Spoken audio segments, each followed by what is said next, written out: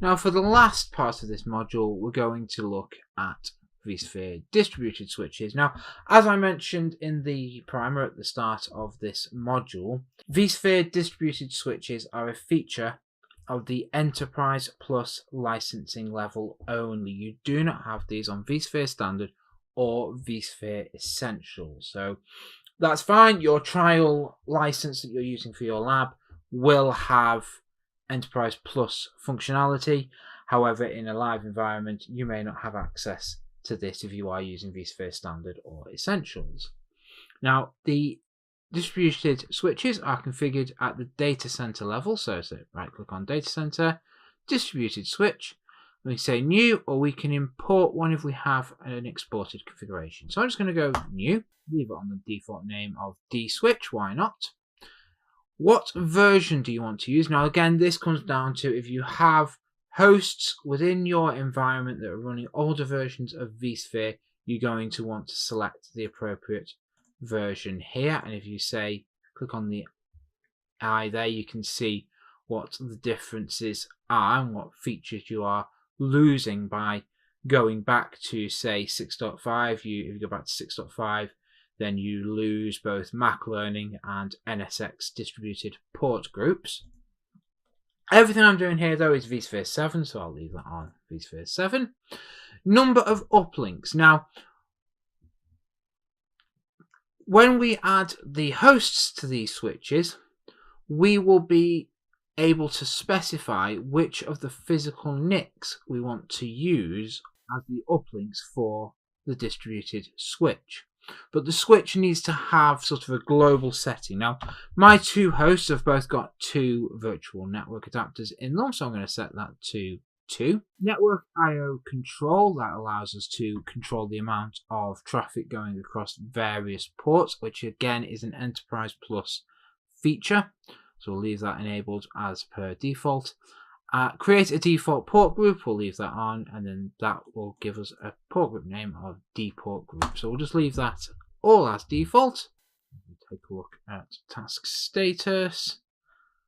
It should have been configured. So there's our distributed switch. There's the port groups that it created. There's the uplink port groups. We can right click on that and say add and manage hosts. So we're going to add hosts to that switch. So new hosts. Add both of my hosts to it. And now we need to assign an uplink. Now you'll note it says here that both of these NICs are on other adapters. So I'm just going to say assign uplink. So you can see here we have uplink 1 and uplink 2. If I'd left the number of uplinks on 4, then we'd have 4 here. We'll do that across all hosts. There we go. So now we've got uplink 1 matches vMNIC 1 on here. Now I'm just going to change that because it doesn't really make a lot of sense if I unassign those. Let me assign that again. And what I'm going to do is I'm going to assign it to uplink 2. And then what we have is vMNIC 1 is uplink 2, and ultimately vMNIC 0 will be uplink 1. I've done that on the other host. Manage VM kernel network adapters. Now we can now assign these to a port group on the distributed switch. So we're going to assign that to our default distributed port group. Do the same on the other host. So we're reassigning that across. Migrate VM networking. So we're going to migrate virtual machine networking, and we're going to migrate this to our distributed port group as well. So we're migrating our virtual machines across to. Okay. Next. And finish. Make sure I can still ping my vCenter as it moves across. Now we've got a message there saying network uplink redundancy lost. That's because you'll note I only assigned one of my hosts' NICs to the uplinks on the switches. So I'm just going to go back to my distributed switch here, add and manage hosts, and I'm now going to re-add the other NIC in. I probably didn't need to do that, so I need to do manage host networking. I probably could have got away without too much worry with migrating all of the NICs across, but I've done it belt and braces. I'm going to assign the other one.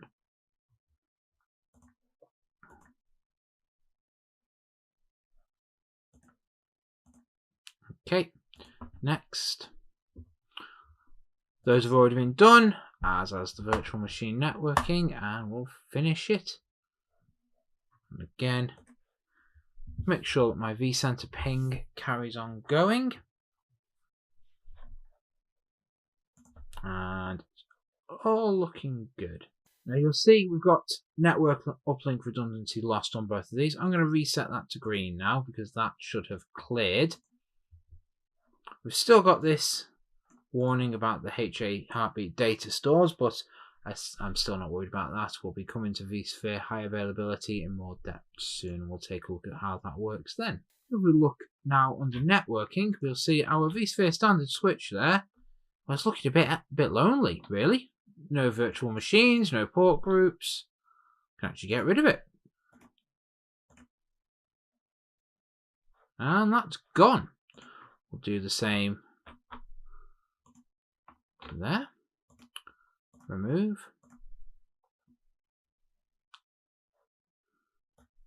And now both of our hosts are running from a distributed virtual switch with all of our ports. And now, if I go to networks and add a port group, right click, distributed port group, new distributed port group, dport group 1, we have the number of ports in this port group. What VLAN are we using? So is it VLAN, VLAN trunking, or private VLAN? Now, private VLAN is a specific networking function which allows VLANs to be subdivided. Now, that's not really in the scope of this course, but you can do private VLANing there if you wish. And we say customize default policies configuration. We get some of the same settings that we had on the standard port group, including the routing. Monitoring, our vSphere standard distributed switches support NetFlow, which standard switches do not. So there's a reason to use distributed switches as well. And there we have it. We have another port group. We'll take a look at the settings. So there's private VLAN again. There's our NetFlow. Edit settings. That's what we set previously in the wizard when we create it. Advanced, there's our MTU. Again, we have options for CDP and LLDP, and we can pop administrative contact details in there as well. We go to the Configure tab for our distributed switch. We can see the topology of the switch. We've got some filter options there. LACP, Link Aggregation Protocol, and there's a link there to some information about migrating to link aggregation groups if you wish to do that. There's private VLAN again, which we haven't configured. NetFlow information, again, we haven't configured that. Port mirroring. This allows you to configure the traffic on one port to be mirrored to another port for things like if you want to do Wireshark or Ethereal to scan the network traffic and to diagnose issues, or if you've got something like an intrusion detection system, you can set all that through this. It's also known as SPAN or RSPAN in Cisco terms. We have the health there, some details there of the traffic, and we can allocate, and this is what another thing we can do with distributed switches that we cannot do with standard switches. We can allocate shares and reservations to different types of traffic on the port group, and that was where that network IO control function came in. We can also define network resource pools, so we can create a pool with a reservation for a number of, so let's say you have a number of virtual machines that you are particularly keen to give high bandwidth. Maybe they're your front-end servers, or they are your file and print servers, and you want to keep those with the best bandwidth. You can say add in there, create a resource pool, add those virtual machines to that pool, and then define a reserved amount of network traffic for them. We can see here the ports and which port group they belong to, the status of those ports, what VLAN they are in. And there's the policy, so promiscuous mode, MAC addresses, etc. And we can edit that on a per port basis. However, it's unlikely you would want to do that on a per port basis. You would normally do that through the port group settings.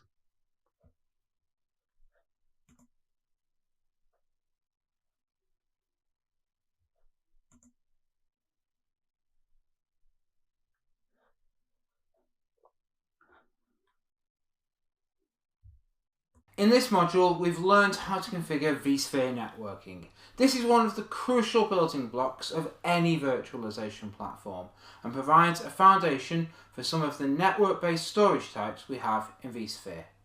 Thanks for watching. In the next module, we'll take a look at vSphere storage.